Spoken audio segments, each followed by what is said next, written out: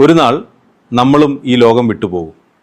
ആദ്യം ഉച്ചത്തിലുള്ള നിലവിളികൾ, പിന്നെ അത് നിശബ്ദമായ കണ്ണുനീരായി മാറും. ദിവസങ്ങൾ കടന്നുപോകും. വാട്സപ്പ് സ്റ്റാറ്റസിലും ഗ്രൂപ്പ് ചിത്രങ്ങളിലും നമ്മുടെ സ്ഥാനത്ത് മറ്റൊരാൾ വരും. പതിയെ നമ്മൾ ചിലരുടെ ഓർമ്മകളിൽ മാത്രം ബാക്കിയാവും.